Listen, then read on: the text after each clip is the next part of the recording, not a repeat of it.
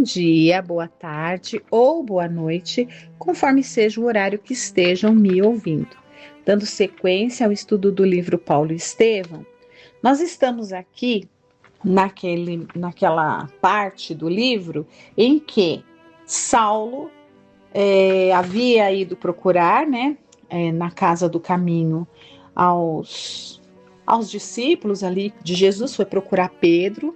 Simão, ele foi procurar alguém ali para falar, porque havia sido até ali, né, após a sua conversão, muitas portas se fecharam para ele, muitos amigos, entre aspas, voltaram as costas para ele. Quando ele se vê ali só, abandonado e doente, ele sem alternativa, ele decide ir até a casa do caminho meio ressabiado, porque ele sabia como foi a última vez que ele havia estado ali, o que ele fez, né? Então, com aquele sentimento ali de culpa, enfim, não era fácil, mas ele humildemente decide ir até lá.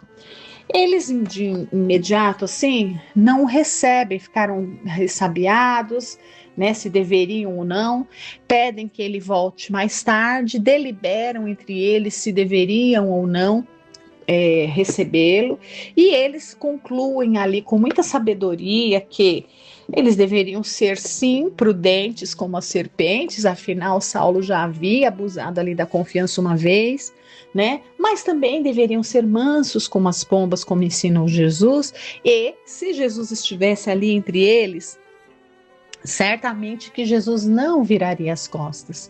Então eles decidem, né, receber Saulo, só que eles têm ali inspiradamente, na minha opinião, eles estão bem inspirados nessa resolução deles ali, e pedem, né, Simão Pedro toma uma resolução, porque o grupo estava dividido, né, Filipe e Tiago eram contra, João era a favor, ele também Pedro simpatizava com a ideia, mas também tinha essa certa prudência.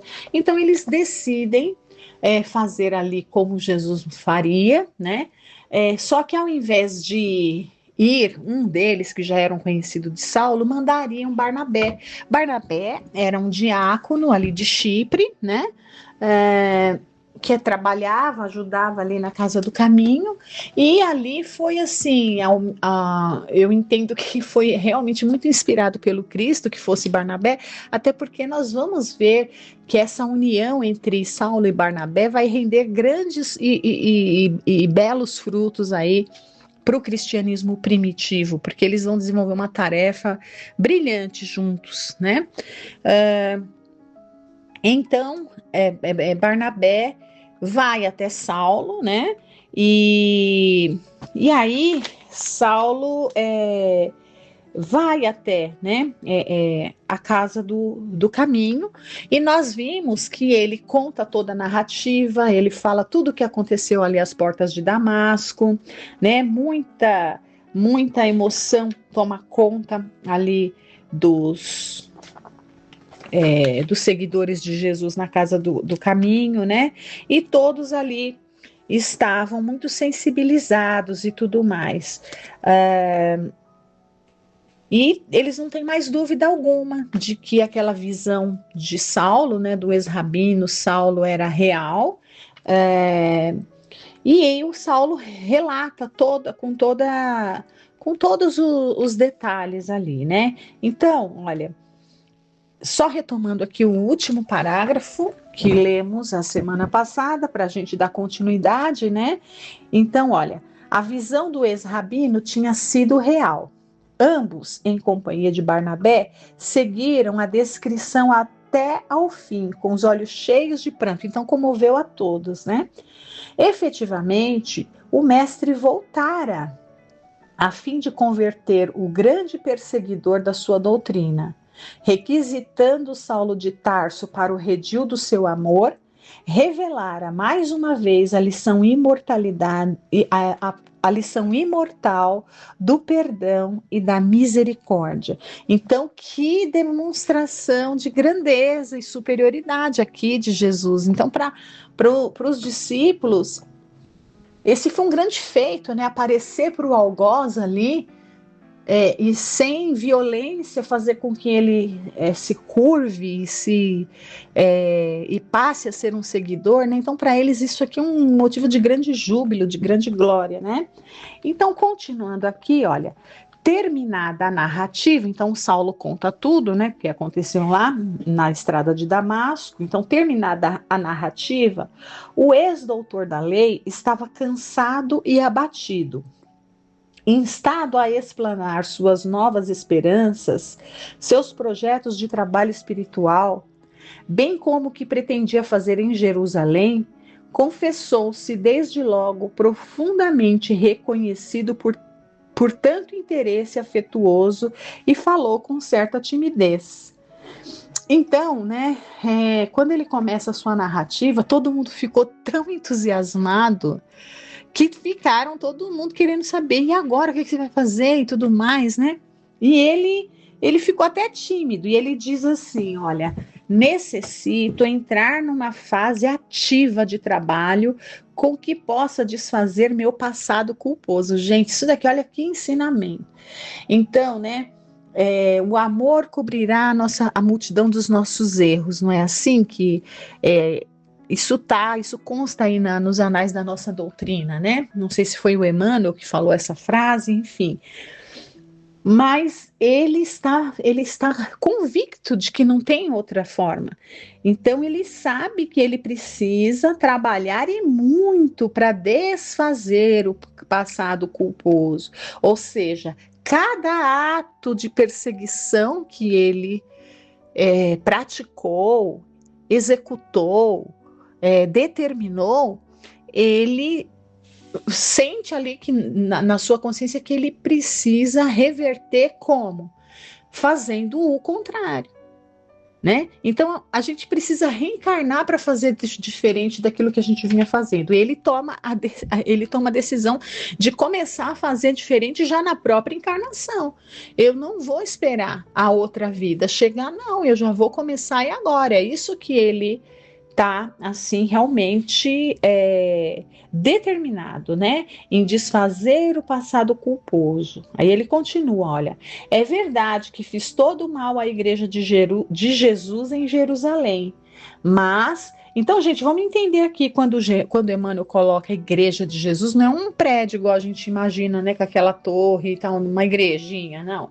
Igreja aqui, o significado da palavra igreja nessa época é uma congregação, um grupo de pessoas reunidas, não importa onde, se no relento, ou se dentro de uma casa, ou enfim, ou se dentro do templo, mas um grupo de pessoas com o mesmo objetivo, a mesma ideia, o mesmo sentimento, né? Então esse é o sentido da palavra igreja que a gente tem que entender aqui, tá?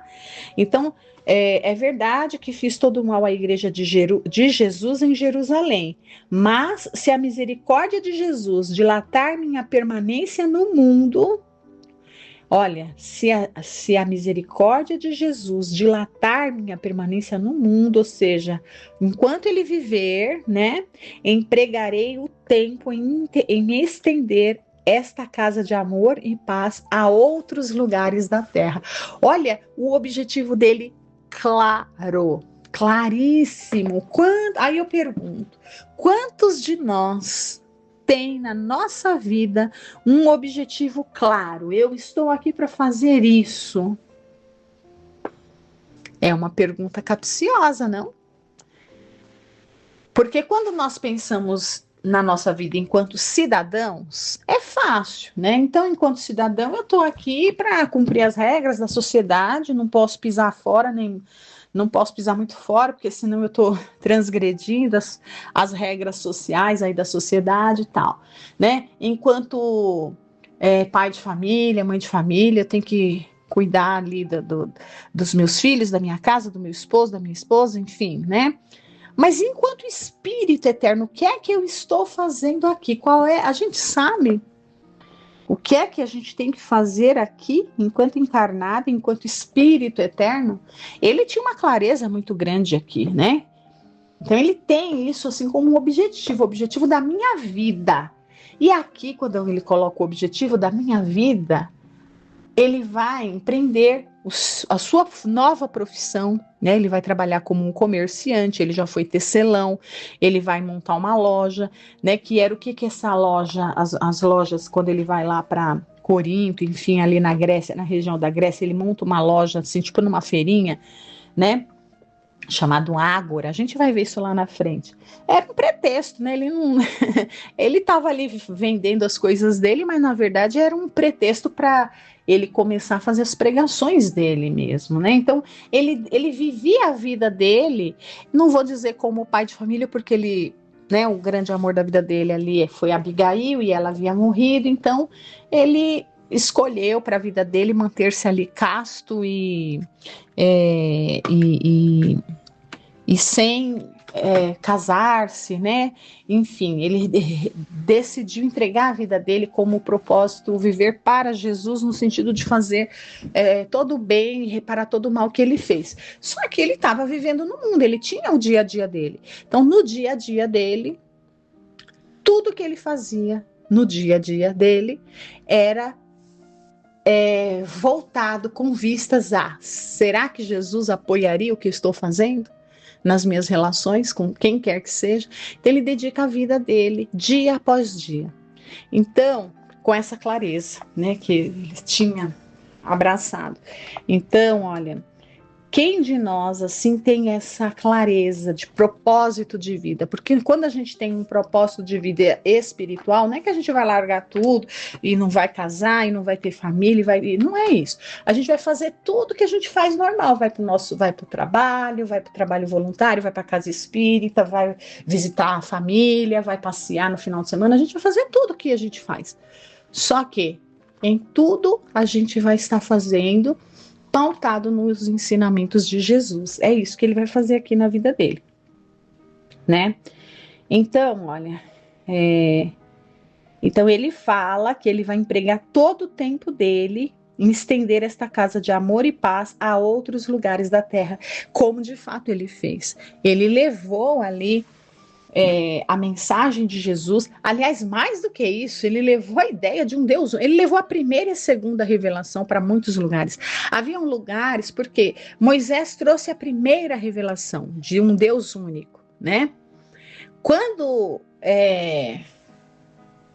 ele vai, por exemplo, ali na região da Grécia, quando ele vai ali aos gentios, aos pagãos e tudo mais, ele não só levou Jesus, como ele levou a primeira revelação, que era a ideia de um Deus único. Eles adoravam vários deuses, como a gente vai ver também nesse livro.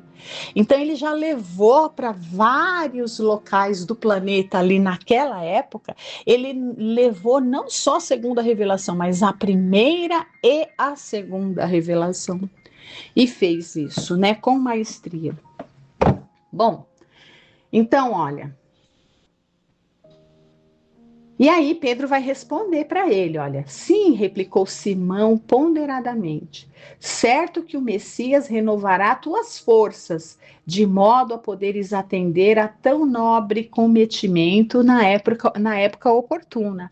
Então, né, a fé, a confiança de Pedro, tem certeza, né, que se Jesus apareceu para ele é porque ele tem realmente uma tarefa a cumprir e que Jesus espera que ele cumpra, né? Olha, Saulo parecia confortar-se com a palavra de encorajamento, deixando perceber que desejava consolidar a confiança dos ouvintes. Arrancou das dobras da túnica, rafada, né? A túnica rafada é esgarçada, velha, rasgada, né? Rota, né? Arrancou das dobras da túnica rafada um rolo de pergaminhos e apresentou ao ex-pescador de Cafarnaum. E disse sensibilizado: aqui está uma relíquia da amizade de Gamaliel que trago invariavelmente comigo. Pouco antes de morrer, ele deu-me a cópia das anotações de Levi, concernentes à vida e feitos do Salvador. Tinha em grande conta essas notas, porque as recebeu desta casa na primeira visita que lhe fez. Então, foi Pedro que deu de presente para o Gamaliel lá no começo, quando quando Saulo começou a querer a perseguir, Gamaliel já mais ponderado, né? Resolve ir lá para ver, em vez de ficar tomando decisões sem falar do que não conhece, ele resolve ir lá conhecer a Casa do Caminho, né? Vamos relembrando lá os primeiros capítulos, ele ficou impressionado com tudo aquilo que ele viu, ele percebeu que lá na Casa do Caminho, eles praticavam, na prática, eles faziam aquilo que eles lá no Sinédrio não faziam na prática, eles falavam, mas não faziam. E lá aquele povo humilde fazia, não falava, mas fazia. E aquilo impressionou ele profundamente, e mais ainda quando ele encontra um amigo ali que foi abandonado pela família por tudo, né? E quando se vê desvalido de tudo e de todos, quem que olha para ele, né? A Casa do Caminho, porque a sociedade, nem a família, ninguém se sensibilizou. Então Gamaliel fica muito profundamente tocado quando ele vai visitar e simpatizando demais ali com tudo que ele havia visto, Simão Pedro entregou para ele essa cópia dos escritos, né, dos pergaminhos ali de Levi, que é Mateus. E Gamaliel, que já havia então agora, né, desencarnado, após a conversão de Saulo, ele entrega, ele dá isso como herança para Saulo, né? Ele entrega aquilo como se fosse o maior tesouro ali para que Saulo fique. E Saulo guarda aquilo como é o único, de fato, é a única coisa, é o único bem que ele manteve, né? E uma relíquia, né? Como ele fala aqui. E olha, Simão Pedro, evocando gratas recordações, tomou os pergaminhos com vivo interesse.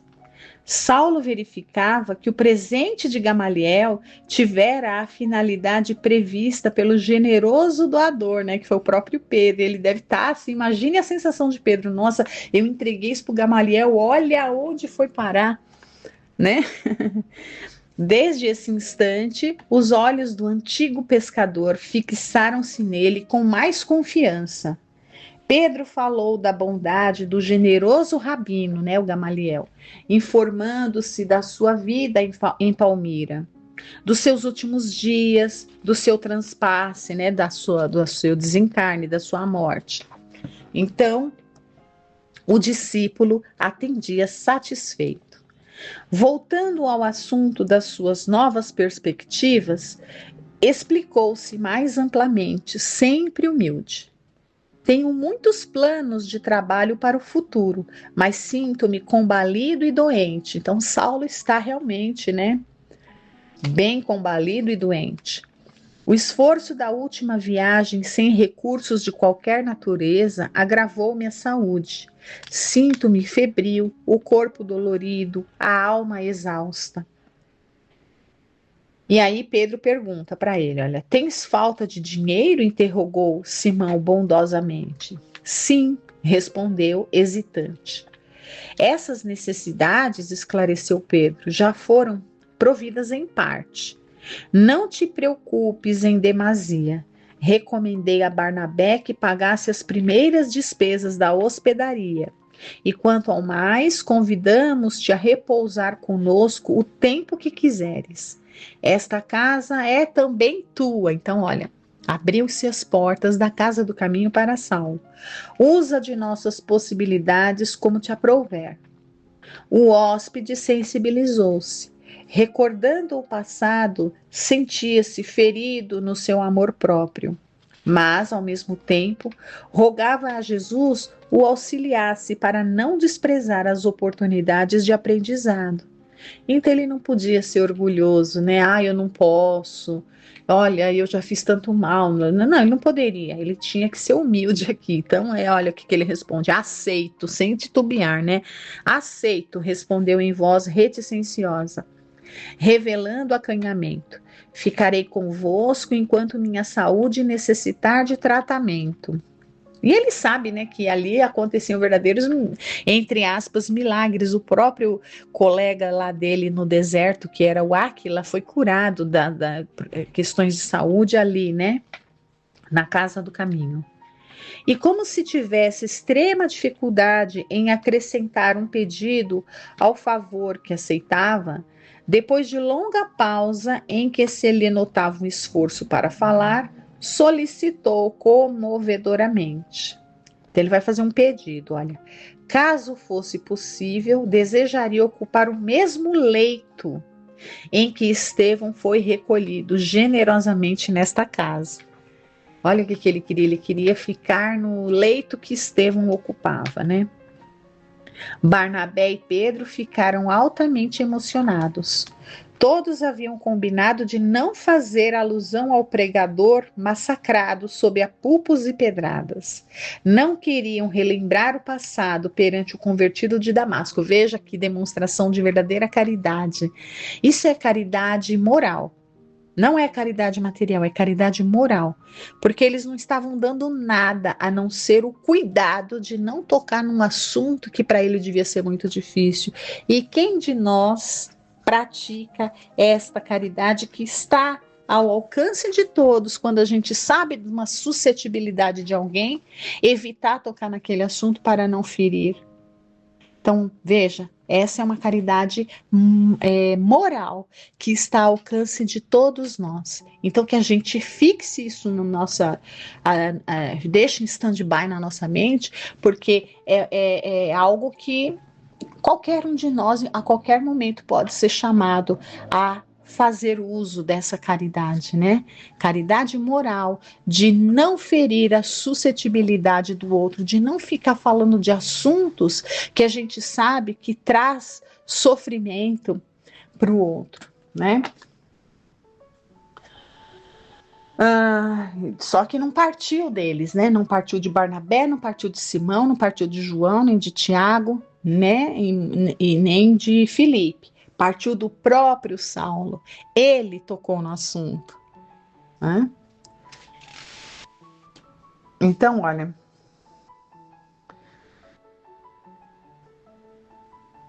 Então, continuando aqui. Ouvindo, o antigo pescador de Cafarnaum chegou quase a chorar. Com extrema dedicação, satisfez-lhe o pedido, e assim foi ele conduzido ao interior, onde se acomodou entre lençóis muito alvos. Pedro fez mais. Compreendendo a profunda significação daquele desejo, trouxe ao convertido de Damasco singelos pergaminhos que o mártir utilizava diariamente no estudo e meditação da lei, dos profetas e do evangelho. Então, nós também, relembrando aqui a primeira parte do livro em que nós já lemos, né, o Gesiel ou Estevão, ele tinha ali os pergaminhos que ele utilizava diariamente, e ele era um profundo estudioso do evangelho, né? E da lei, da Torá, né? No caso da lei ali. E ele ficava meditando muito tempo, muito concentrado, muito estudioso dessas escrituras sagradas e antigas. Então, o Pedro, né? Simão fez mais do que deixar Saulo ficar ocupando o mesmo local que Estevão, o martirizado por ele, né? Ocupou. Ele, além disso, ele pegou ali todo aquele material riquíssimo de estudo de Estevão e entregou nas mãos de Saulo, né? Olha só.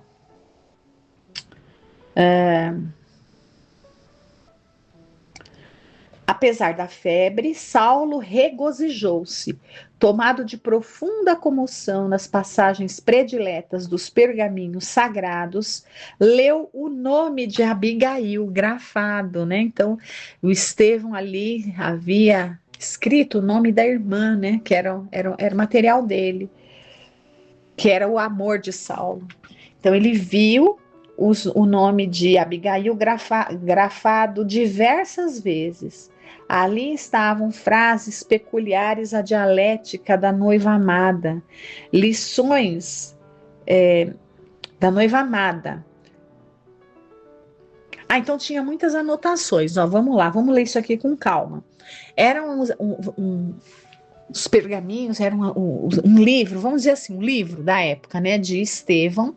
Era coisa pessoal de Estevão, em que ele fazia anotações, inclusive.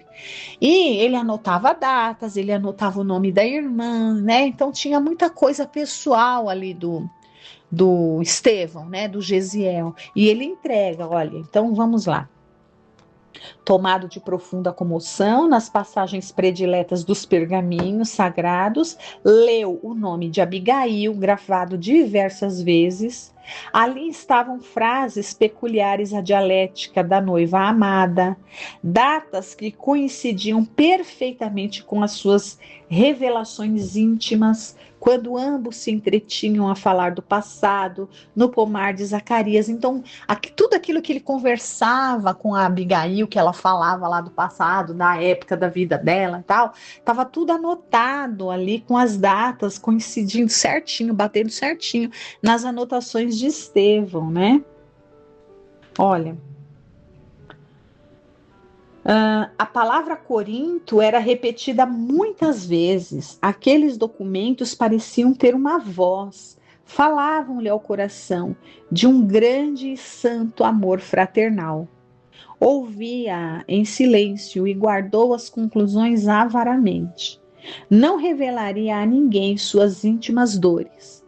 Bastavam aos outros os grandes erros da sua vida pública, os remorsos, as retificações, que, apesar de verificadas em campo aberto, raros amigos conseguiam compreender. Observando-lhe a atitude constante, a atitude de constante meditação, Pedro desdobrou-se na tarefa de assistência fraternal.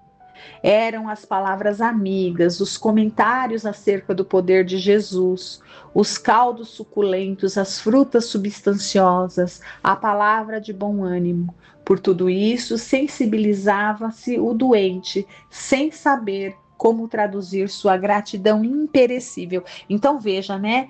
Ele conta, ele fala ali para todo mundo daquelas dores que ele estava vivendo como homem após a conversão.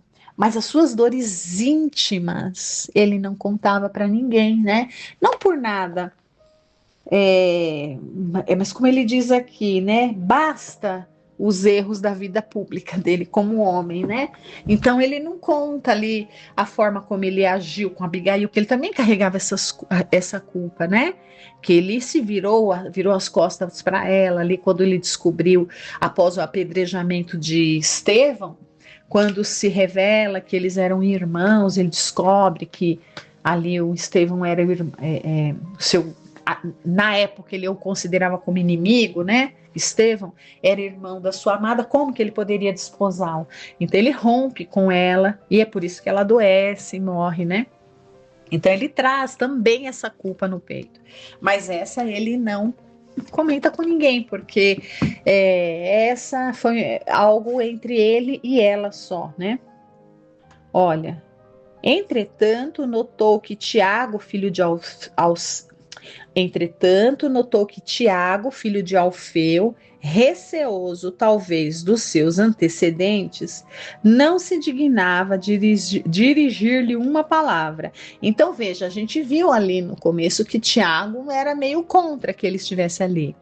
Pelo bom senso de Simão Pedro, ele acabou concordando e ficou bem, mas ele ainda não tinha lá ainda não tinha aquela simpatia 100%. Olha, arvorado e rígido cumpridor da lei de Moisés dentro da igreja do caminho. Então, o que é isso aqui que ele está dizendo? Está dizendo que Tiago, ele tinha uma característica. Todos aqui eram judeus e todos, então, seguiam a lei de Moisés, né? Só que nem todos eles estavam aprendendo a interpretar a lei de Moisés conforme os ensinamentos de Jesus, que não veio destruir a lei, como ele mesmo disse, mas veio dar-lhe cumprimento. Mas a gente percebe que essa coisa de interpretação vai muito do grau de maturidade de cada um. E a gente vai perceber que Tiago ainda tem muito da letra que mata, né, dos costumes judaicos, assim, ele ainda não consegue compreender plenamente, ele não tem uma compreensão tão dilatada da, do espírito que vivifica, né? Então ele, olha, ele é um arvorado em rígido cumpridor da lei de Moisés dentro da igreja do caminho. É tanto que uma das coisas que a gente vai ver aqui é com relação à circuncisão, né? Então, circuncisão era. Bom, a gente vamos deixar, não vou falar agora, não. A gente vai, porque logo a gente vai começar a falar e já está dando o nosso horário. Então, olha, arvorado em rígido cumpridor da lei de Moisés dentro da igreja do caminho, era percebido de vez em quando pelo moço tarcense qual sombra impassível a deslizar, balbuciando preces silenciosas entre os enfermos. A princípio, sentiu quanto lhe doía aquele desinteresse, mas logo considerou a necessidade de humilhar-se diante de todos. Nada fizera ainda que pudesse positivar suas novas convicções. Quando dominava no sinédrio, também não perdoava as adesões de última hora. Então veja que ele já está fazendo reflexões ali, né? E reflexões e até comparativos, né? Então ele está notando que Tiago tinha, parecia um rabino ainda, né? Mas nós vamos deixar isso para a próxima semana. Agradeço a todos por estarem aqui acompanhando essa leitura. Fiquem com Deus. Uma excelente semana a todos.